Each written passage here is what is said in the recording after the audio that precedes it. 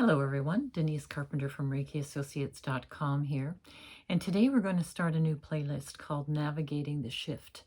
I have to say many of the conversations I've had with clients, with friends, just being out in public, and when we start to talk about all the chaos that's currently on the planet, is how to navigate this. How do we hold our own center while all of this is going on? And it truly becomes an inner work exercise. The outer world is going to do what the outer world is going to do. There's not much we can do about that. All of those programmings have to play out. All of those need to come to the surface so we can have a look at them and decide, do we want to continue with that type of behavior, or are we ready to try something new? Are we ready to move from a win-lose paradigm to that of a win-win paradigm? And what that would mean is we wouldn't support anything where it was power over another.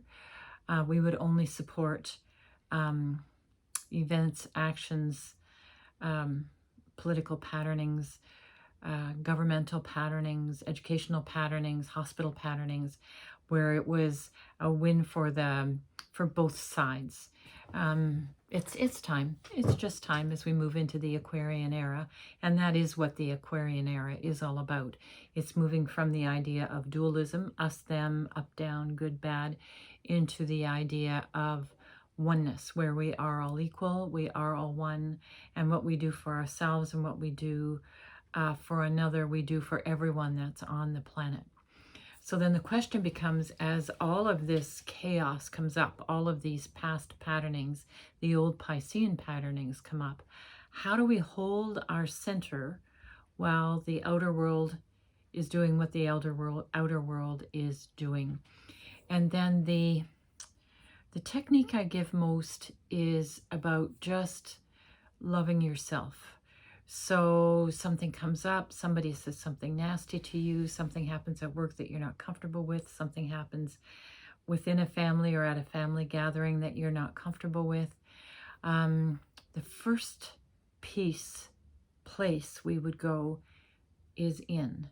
So if we use the phrase, life doesn't happen to us, it happens for us, it helps us remember that everything that's happening in the outer world is reflecting back actually a part of our inner world, whether we like to believe that or not. Sometimes it's a reflection back of what we healed and how far we come. But for right now, it's often a reflection of a small aspect of self that we haven't addressed yet. So the first thing we do is we just start love that piece of yourself that was finally allowed to come to the surface, whatever that may be. And I have to say, I'm not always proud of those aspects of me that come up, but I'm so very willing now just to love them. And I say to myself, if I get angry or if I get frustrated or I get disappointed or I find I'm being judgmental about something or someone, I'll just say, oh, I love that about me. Here I am again. And then I get to work. And then once I say, I love that about me, my next question is, how old am I right now? And then what that allows us to do is to then go back to that younger aspect of self and really love that part of you through whatever the situation that they were experiencing would be. So does that make sense? So we start with, life doesn't happen to us, it's happening for us. First piece, so that we don't go into victim mode. That kind of keeps us out of victim mode. The second piece is, I love that about me. Here I am again. Just fell off the wagon. I'm back in anger. I'm so charming. And really love yourself. Like really just no judgment. Don't judge yourself. That's just kind of wasted energy in a way. And then the next piece you ask is, how old am I right now? And then you start loving you, that younger you at that age in that situation. Remember, those are just memories. If you have to go back in and change it or alter it or, invoke a superhero or Reiki Place Flow or whatever you need to do to find peace around whatever that was. And I truly understand that there's some things that have happened to us over a lifetime that it's hard to find peace with.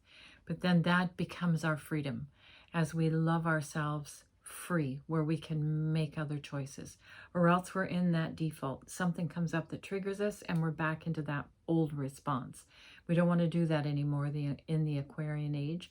Something triggers us and we go back to loving that part of ourselves rather than judging that part of ourselves and keeping ourselves in that lower frequency.